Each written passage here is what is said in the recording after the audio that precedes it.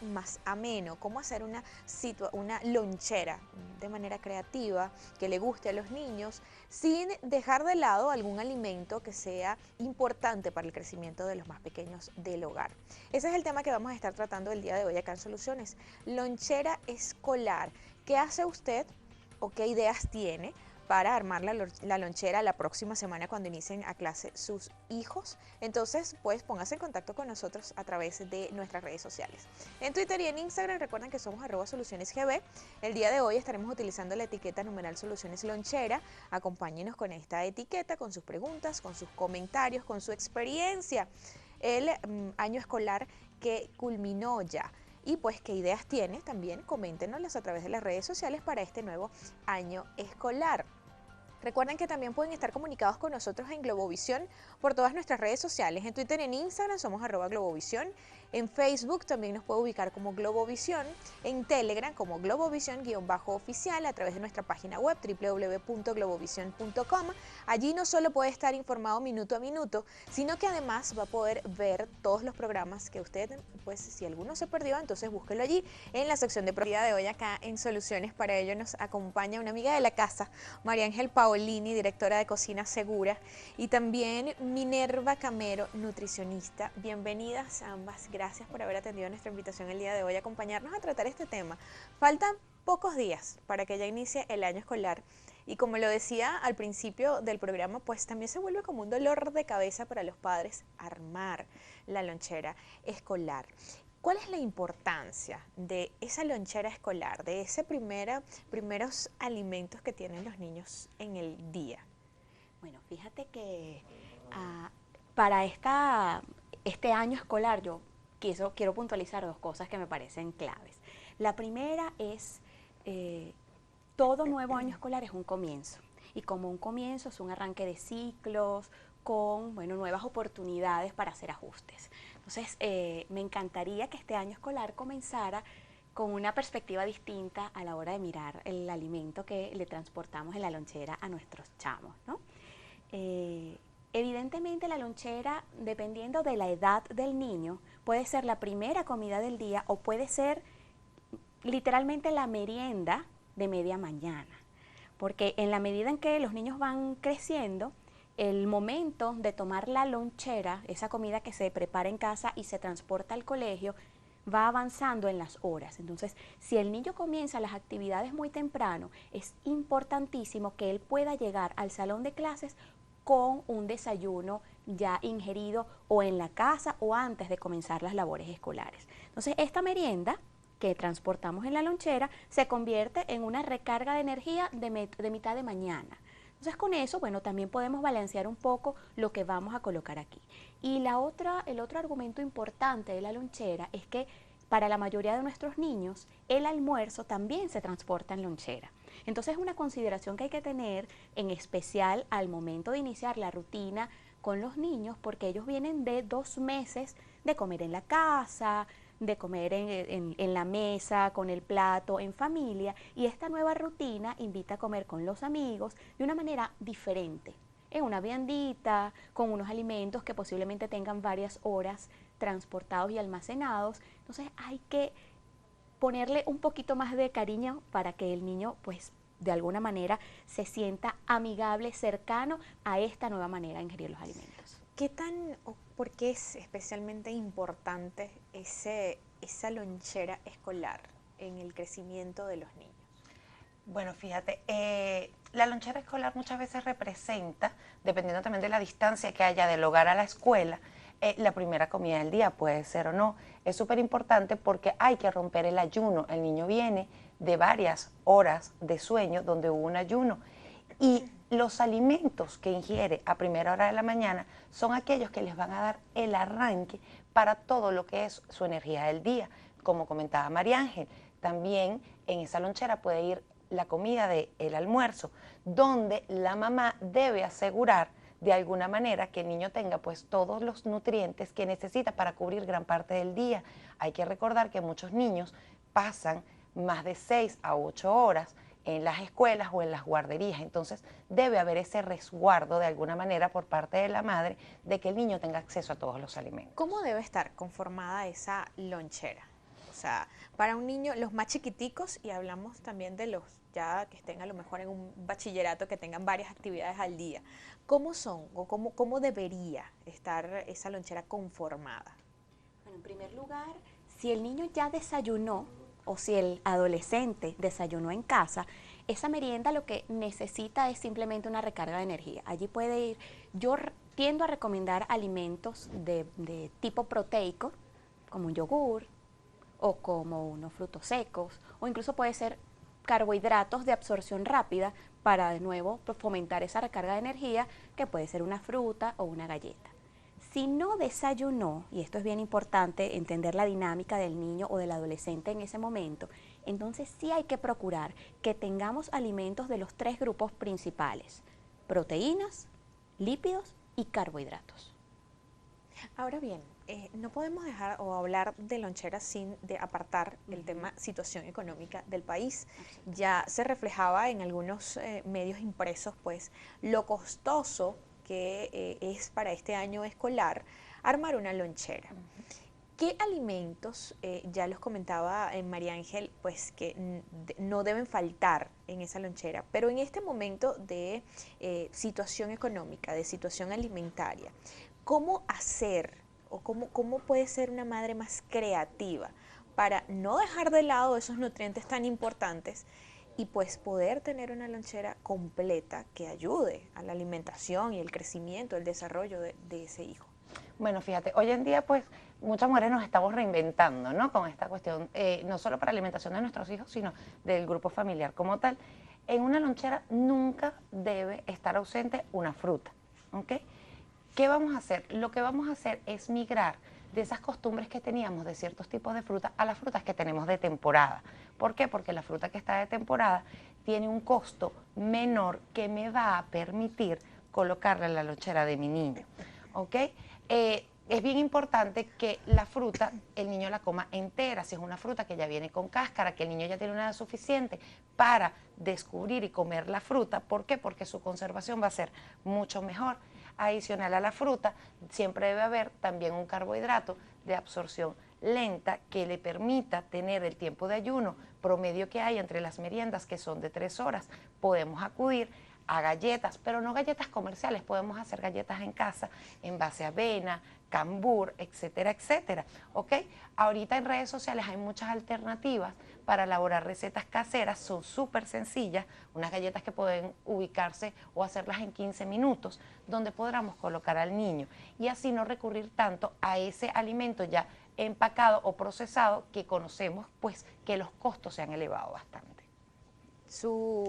En sus espacios de pues en internet y todos los que ha participado siempre hay esas recomendaciones. En este momento se hace más esas amas de casa más necesitadas de esas recomendaciones. ¿Qué les solicitan, por ejemplo? Bueno, solicitan muchas alternativas con pocos ingredientes y que se hagan rápido. Porque hay una criticidad con el tiempo, la mayoría de estas mamás o estos adultos influenciadores trabajan. Entonces, evidentemente tienen una rutina fuera de casa que por supuesto limita la posibilidad de estar varias horas frente a la cocina. Lo que tiendo a sugerir es una combinación, un balance entre, bueno, algunas cosas que ya vienen adelantaditas, que se pueden, por ejemplo, conseguir en el supermercado, haciendo por supuesto un análisis para la optimización de, bueno, el recurso financiero, que es finalmente el que limita, y qué podemos hacer con las cosas que tenemos en casa. Por ejemplo, combinación de frutas con alguna galleta. Entonces, bueno, la fruta se puede conseguir en un mercado abierto el fin de semana. Aquí es muy importante que el tema de la alimentación es muy dinámico. Y si bien es cierto que estamos atravesando pues una situación crítica, necesitamos entonces también ajustarnos a la situación y hacer algunos cambios. Por ejemplo, ahora es más y más frecuente ir el fin de semana a un mercado a cielo abierto o entre semana, que los hacen en varias localidades que generalmente te quedan a uno muy cerca de la casa. Entonces, por ejemplo, en mi caso particular, se abre un mercadito a las 5 de la mañana. Bueno, es una oportunidad bajar un poquito antes, Claro. abastecerme de algunas frutas y vegetales y ya las tengo en casa. Toca levantarse un poquito más temprano, sí, pero es la oportunidad de tener algunos productos más económicos en casa para consumirlos a lo largo de la semana. Entonces, lo que más se busca es eso, la practicidad, pero dentro de un presupuesto que en muchos casos es ajustado. ¿Cómo inculcar esos hábitos de alimentación saludable en los niños? Lo primero que debemos hacer es, en el caso de los padres, reconocer en qué estoy fallando yo en mi alimentación para no transmitirlo a mi hijo, ¿ok? Identificar qué características hay en mi alimentación que yo no quiero que mi hijo en un futuro como adulto tome, ¿ok? O esas conductas, a enseñarle a tener una buena relación con los alimentos. Hay prácticas muy importantes que es mediante que el niño va creciendo, él pueda tocar, oler, conocer los alimentos, porque ¿qué pasa a veces?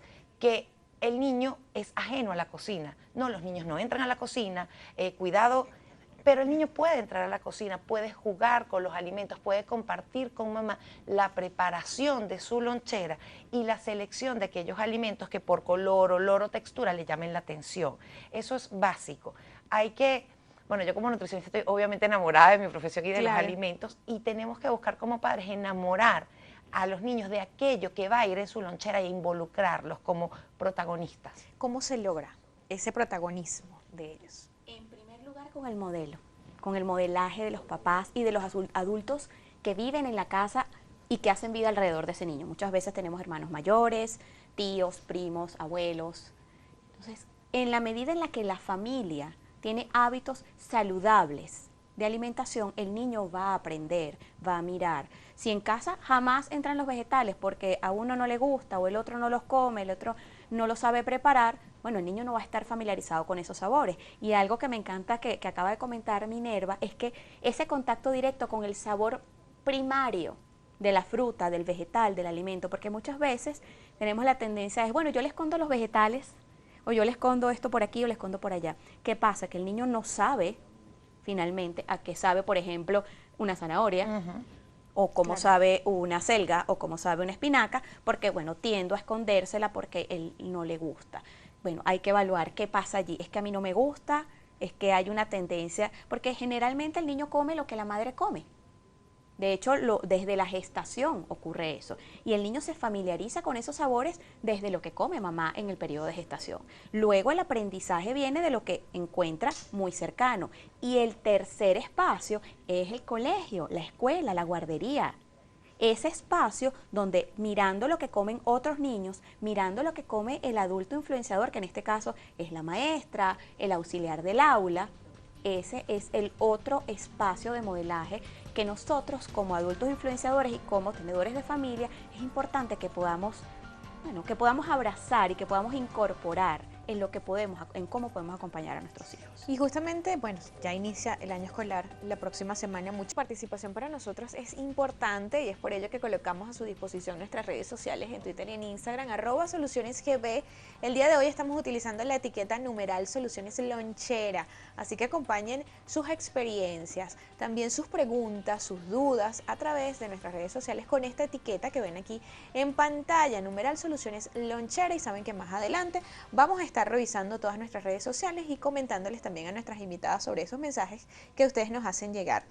Cerrando el bloque anterior, les preguntaba sobre esa nueva dinámica que van a tener algunos niños, pues comienzan el colegio por primera vez en algunos casos y van a tener que hacer algunas comidas en la escuela o en la guardería.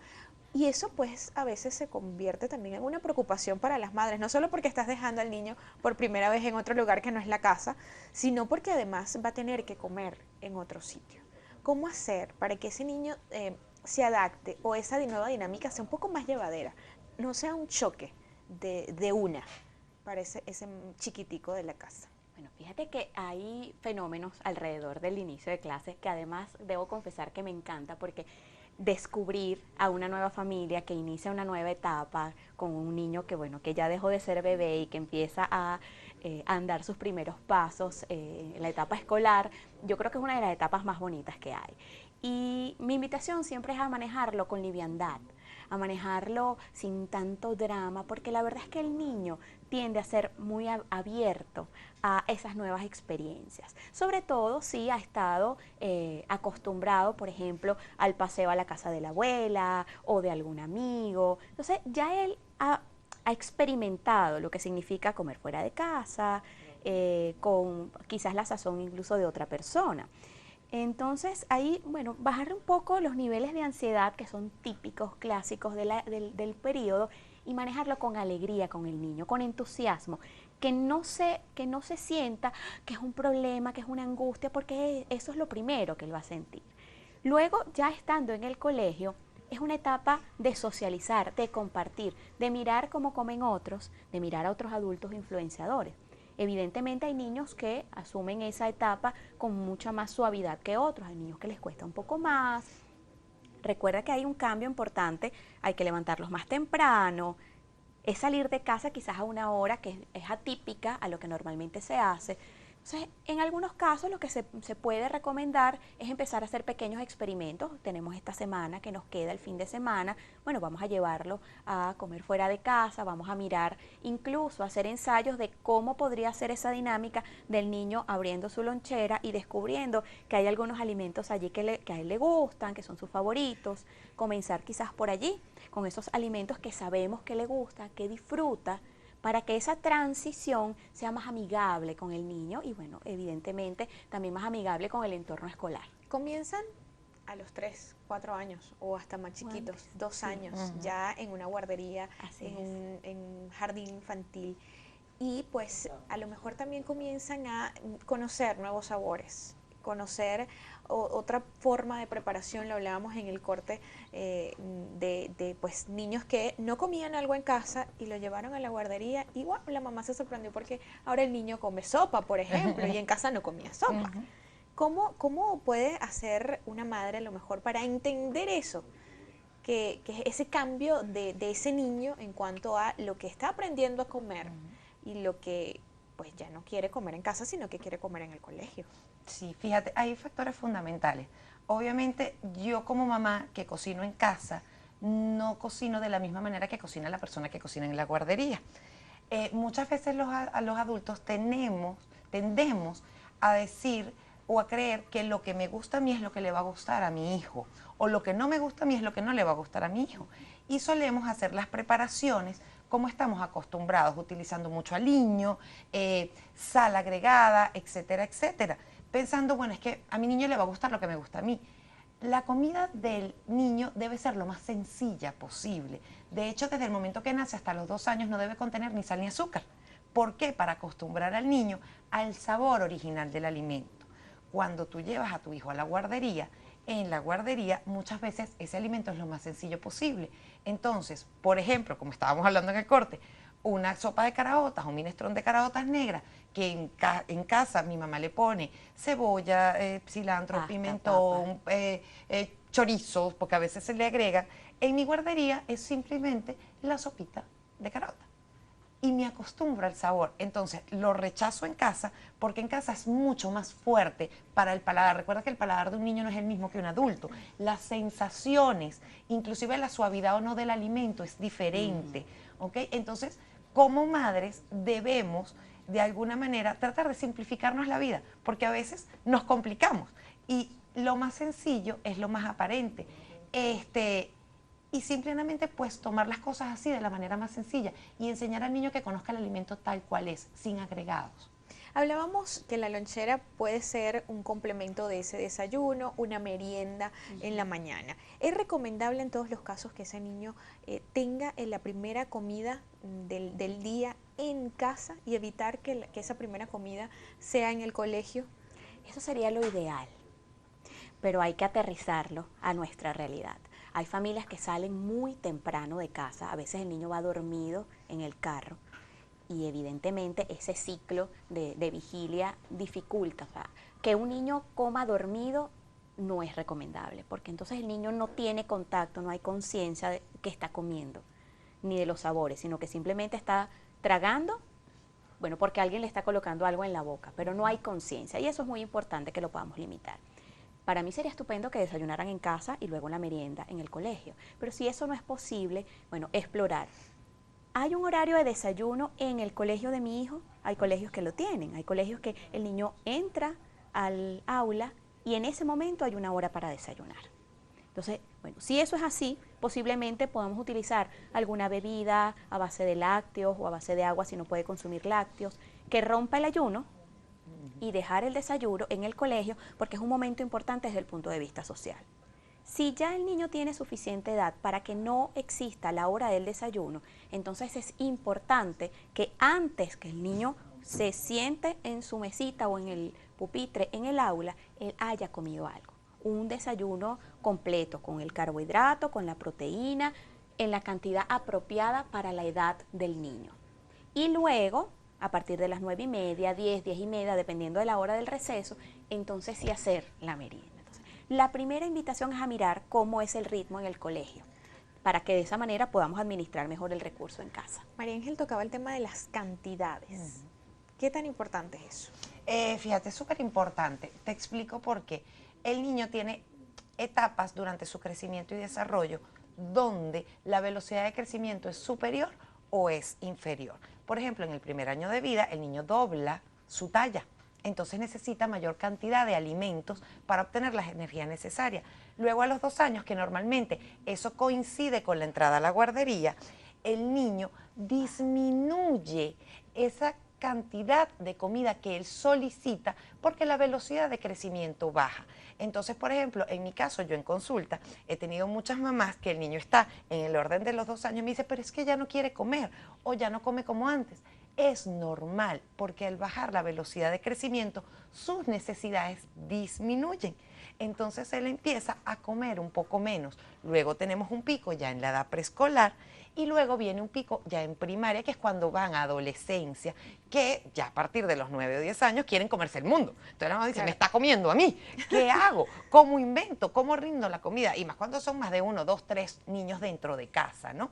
Entonces es bien importante, hay muchísimas páginas web, hay muchísimos nutricionistas pues con redes sociales que podemos de alguna manera, en base a las recomendaciones que hay de la Organización Mundial de la Salud, de la FAO, del Instituto Nacional de Nutrición, pues recomendar o sugerir raciones promedio según el grupo de edad, ¿ok? Por ejemplo, siempre debe estar presente el agua, siempre debe estar presente los lácteos, al menos tener entre 5 raciones de frutas y vegetales al día. Y en cuanto a las proteínas, deben estar presentes en todas las comidas, pero las proteínas pueden provenir de las leguminosas, pueden provenir de los quesos, el jamón, las proteínas, huevos. Tenemos varias alternativas que utilizar, ¿ok? No solamente la proteína es pensar en el trozo de carne, pollo, pescado que está en el plato. Podemos, pues, manejar varias alternativas.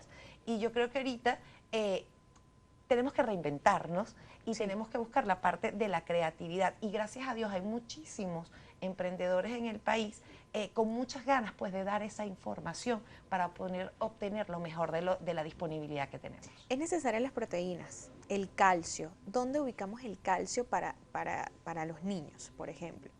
Básicamente, las fuentes tradicionales que como siempre hemos hablado son los lácteos, pero en segundo lugar tenemos fuentes vegetales como los vegetales de hojas verdes, ¿ok? Brócoli, espinacas, acelgas, que podemos probar con el niño desde su forma original para que lo conozca el brócoli, el arbolito, qué lindo el arbolito, huélelo, tócalo, cómo es, manejar texturas, porque muchas veces decimos, bueno, es que a él no le gusta el brócoli, ya va, pero se lo estás dando muy hervido, se lo estás dando al horno, se lo estás dando al vapor. Tú puedes jugar y rebozárselo y horneárselo y dárselo tipo nuggets, por decirlo de alguna manera. Entonces, jugar muchísimo con eso, panquequitas verdes, entonces decimos que es de Hulk. Bueno, Hulk era en mi época, yo no sé ahora. Todavía. Sí, pero todavía. podemos jugar mucho con eso, ¿no? Y utilizarlos como fuentes de calcio que no sean las tradicionales. Puede también entrar como en una discusión entre los padres el tema de que si pues el cereal o a lo mejor una galleta para el desayuno, el pan, la leche. ¿Cómo pueden hacer que el niño no se aburra? Bueno, hablemos de la arepa, pero no siempre tenemos harina de maíz precocido en casa para hacer la tan pues anhelada arepa venezolana para todos. Pero entra a lo mejor, estamos acostumbrados a la arepa en la mañana, o al pan en la mañana, o al cereal en la mañana. ¿qué otras alternativas en esta situación en la que pues estamos en el país que de verdad, o sea, no podemos alejar una cosa de la otra? ¿Cómo puede ser una madre para ser creativa, para abrir la cena de la casa, de la cocina y darse cuenta, no tengo la harina, pero ¿qué hago entonces? Voy, me busco el cereal, está costoso. Voy y busco leche, no hay, está costoso. El pan, no hay o está costoso, no se consigue. ¿Cómo se hace? Bueno, vamos a partir de un principio básico. Insisto con el tema de lo dinámico y la transformación. Estamos en un momento en el que hay que transformar con alegría, con liviandad y con optimismo las cosas que tenemos en casa. Si no está la harina de maíz precocida, entonces reviso si tengo arroz, que puede ser arroz que preparé en el almuerzo del día anterior.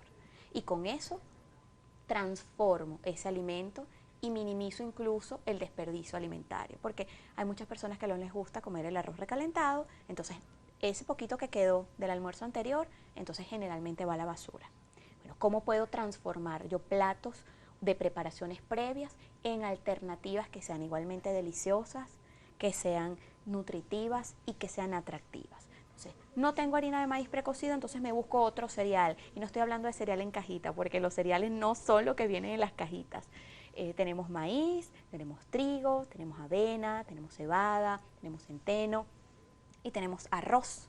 Entonces, si tengo arroz disponible, yo puedo hacer torticas de arroz, que las comentábamos en el espacio. Puedo hacer bolitas de arroz, que simplemente las amalgamos con un huevo, y entonces me rinde muchísimo. Y como te comentaba, si tengo, por ejemplo, ajonjolí, que el ajonjolí se consigue y rinde muchísimo, paso las bolitas por un platico con ajonjolí, entonces mira lo que tenemos allí. Tenemos proteína de alto valor biológico porque el huevo es una excelente fuente de proteínas. Tenemos un carbohidrato complejo de absorción intermedia, que es el arroz. A eso le podemos colocar, si queremos, unos vegetalitos picaditos para que le den un sabor distinto, y luego tenemos una excelente fuente de fibra y de ácidos grasos de excelente calidad que vienen de los aceites esenciales del ajonjolí. Ahí tenemos una comida completa.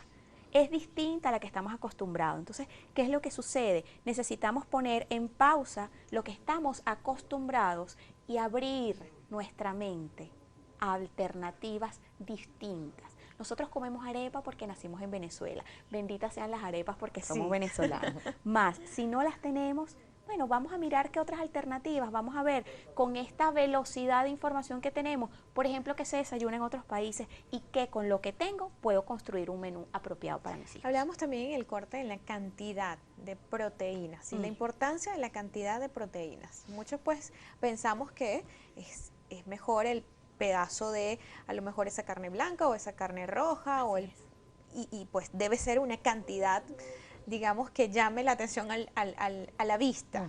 Pero ustedes pues, ellas mismas me corregían y me decían, no, con solo un poquito, con la cantidad que necesita ese niño.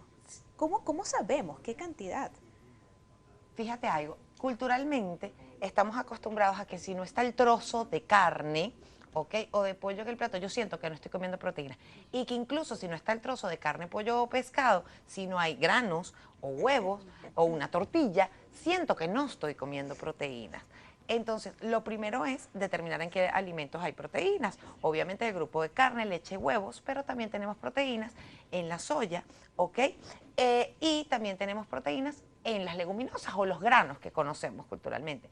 Y tenemos alternativas como hacer hamburguesas de lentejas, de arvejas, quinchoncho, etcétera, etcétera. Fíjate algo, la alimentación saludable, la recomendación a la población a nivel mundial es entre un 50 y un 60% de carbohidratos, un 15, un 20% de proteínas y un 30% de grasa. Ese 15 o 20% de proteínas no representa cantidades superiores a unos 150 o 200 gramos de la proteína al día. De hecho, María Ángel y yo hace algún tiempo estábamos sacando la cuenta de cuántos gramos de proteínas necesita una persona al día.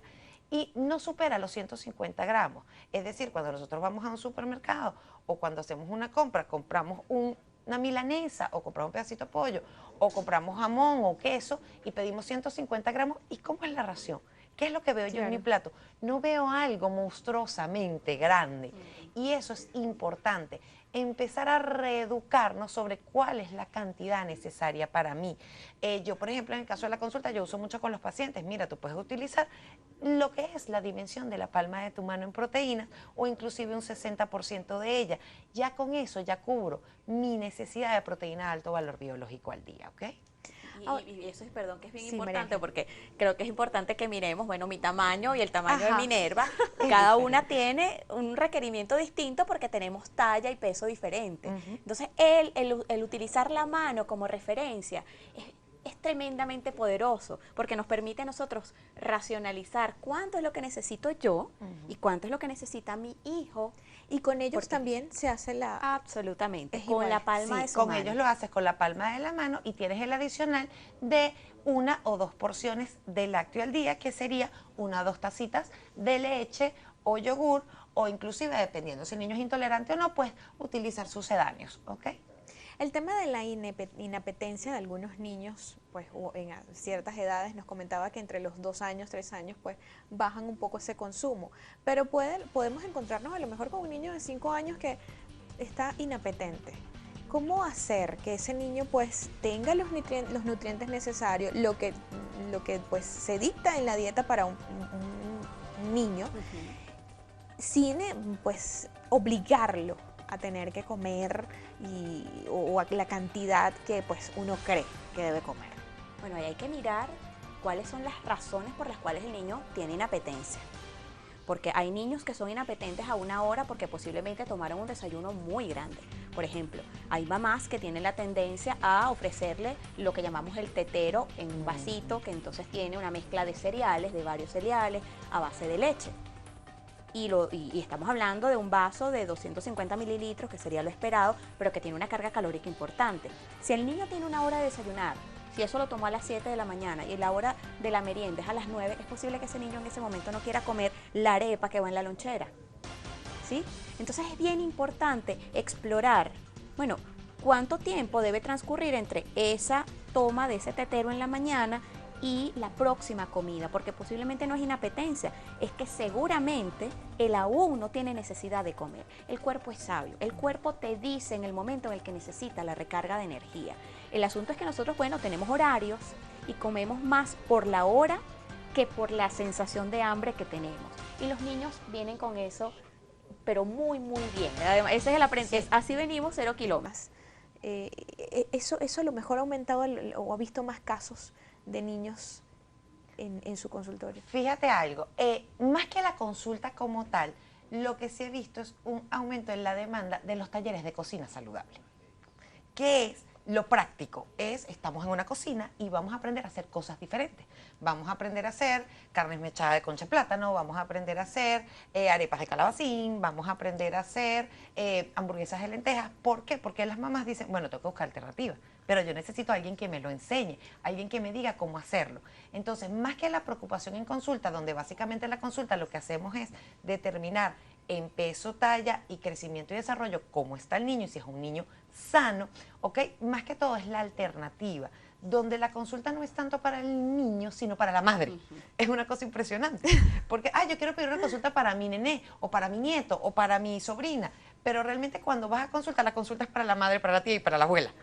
O sea, tú haces el diagnóstico del niño, ves que efectivamente está bajo peso o hay una malnutrición por exceso o por déficit o está normal, pero la consulta se vuelve más bien una consejería, un coaching a la familia y al grupo familiar sobre cómo reinventarme y cómo hacer para pues resolver la lonchera o la alimentación diaria en la casa. Muchas preguntas a través de nuestras redes sociales. Vamos a comenzar por Instagram. Por ejemplo, nos pregunta Anaika Piso Paredes. Dice, hola, buen día. Mi pediatra le mandó a mi niña de 7 años a hacerle un perfil 20. Tenía la hemoglobina baja y la plaqueta. ¿Cómo hago para aumentárselas a través de la lonchera? Bueno, básicamente, obviamente el pediatra ya determinará ese nivel de hemoglobina o de plaquetas bajas a qué se debe. ¿Ok? Normalmente, haciéndolo empíricamente, podemos relacionarlo pues con el consumo de ciertas proteínas o el consumo de, por ejemplo, guayaba, vegetales de hojas verdes que son ricos en hierro y este tipo de cosas. Entonces, básicamente, si estamos hablando que hay un déficit de hierro, pues trabajar mucho, sobre todo con los vegetales de hoja verde e inclusive con las vísceras, con el hígado del pollo, el hígado de res, que nos pueden ayudar pues a subir lo que son los niveles de hierro, ¿no? Por acá nos pregunta Carolina Noda, dice, buenos días, excelente programa. Una pregunta para un niño de 3 años en desarrollo, ¿cuántas veces a la semana es prudente que coma carne? Que coma proteínas todos los días. Exacto. En las 3 comidas principales del día. Habrá Ahora que explorar bien, qué tipo de carne. carne, bueno, vamos a hablar. Hoja blanca. Aparte, exacto, tenemos carne, pollos, pescado. Si hablamos directamente de carnes de res o carnes rojas, bueno, una recomendación de 2 a 3 veces por semana es lo que se maneja en líneas generales, ¿ok? También nos pregunta Miguel GP, piso 14. 11 dice, ¿cómo adaptar a los niños a una alimentación sana debido a la situación por la que estamos atravesando en estos momentos? Ya hemos dado varios consejos. Sí, lo primero es que el adulto se adapte, se transforme de manera liviana. Bueno, ya apartemos el criterio del drama y de la angustia y empiece a buscar alternativas, empiece a formarse, a educarse, a encontrar información que le permita mirar otras alternativas, porque esta es una realidad que no podemos nosotros transformarnos, no tenemos la herramienta en nuestras manos, pero lo que sí podemos hacer es cambiar la actitud que nosotros tenemos frente a esa situación. ¿Y cómo hacer con los niños que comen poco? Nos pregunta Carmen a través de Twitter. Bueno, va a depender de qué es lo que está generando el que coma poco, esa inapetencia. Por ejemplo, comió mucho antes de salir de casa y en el camino de la guardería, ese tetero grande que a veces es de 8 onzas, que tiene cereales, tiene leche, algunos les colocan azúcar. Eso es una carga de calorías importante que el cuerpo de este nené, que entiendo que es pequeño, pues va a necesitar un buen tiempo para digerir. Entonces posiblemente a la hora en la que ella quiere que desayune, no va a tener apetito. Entonces es mirar, bueno, ese balance entre el espacio entre una comida y la otra, el momento, la edad en la que esté, el periodo de desarrollo en la que esté, y siempre consultar con el pediatra si hay alguna patología que pudiera estar siendo el síntoma de apertura. Y aparte, determinar qué es para mí comer poco. Porque para eso mí está como bien. adulto, Sí. ¿qué es comer poco? O sea, mi necesidad de alimentos es diferente a la de mi hijo. Entonces, ¿qué pasa? Así como acudimos al pediatra, pues también, oye, si hay muchas dudas o veo que hay muchos cambios en mi niño, pues bueno, vamos a acudir a un nutricionista dietista donde me diga realmente qué es lo que debe comer mi hijo para yo poder determinar si está comiendo en exceso o en déficit, porque el comer poco es subjetivo. Muchas personas me preguntan, pues, ¿qué hacer? ¿Cómo ponernos creativos en la cocina? Ya habíamos dado varias recomendaciones, pero en resumen, María Ángel, ¿qué le podemos decir a esas madres que están ahorita preocupadas porque ya en tan solo días comienza armar la lonchera escolar, preocuparse y atender las prioridades, las necesidades alimenticias que tienen los pequeños en la casa? Bueno, en primer lugar, en lugar de preocuparse, ocuparse. ¿Ocuparse de qué manera? Buscando información a través de, por ejemplo, cuentas como la de Minerva y la de esta servidora, que en este periodo estamos abocadas a colocar información en relación a cuáles alternativas podrían funcionar en la lonchera. La otra es ocuparse y mirar, bueno, cómo podemos hacer que el niño comience a probar nuevos sabores, quizás de cosas que antes no habíamos probado o a la que nosotros como adultos no estamos acostumbrados. Porque Minerva lo acaba de decir, no porque a mí no me guste, quiere decir que a mi hijo no le va a gustar. Hay que brindarle, hay que presentarle la oportunidad, que lo pruebe, que entre en contacto con él y explorar y mirar que le guste o no le guste. Básicamente incluir colores. Si nosotros incluimos colores en la alimentación de nuestros niños, estamos incluyendo vitaminas, minerales y una variedad y un sinfín de cosas. Entonces, incluyamos al niño en su alimentación y coloquemos colores. Muchísimas gracias, María Ángel Paulini, directora de Cocina Segura, y también Minerva Camero, nutricionista, por habernos acompañado el día de hoy. Colocamos sus redes sociales cuando estaban conversando en este bloque, así que ustedes muy pendientes también. Esperamos nosotros que les haya servido todas estas recomendaciones, estas soluciones prácticas, seguras y sencillas que nuestras invitadas les han dado el día de hoy para que no sea una preocupación, como decía María Ángel, sino una ocupación el tema de la lonchera escolar, a propósito del inicio de clases ya, tan prontico, en tan solo días. Que tengan un bonito día. Mañana con otro programa, otro tema interesante, también dedicado a niños y el uso de las redes sociales. Así que muy pendientes también ustedes, padres, de nuestro programa de mañana. Que tengan un feliz miércoles.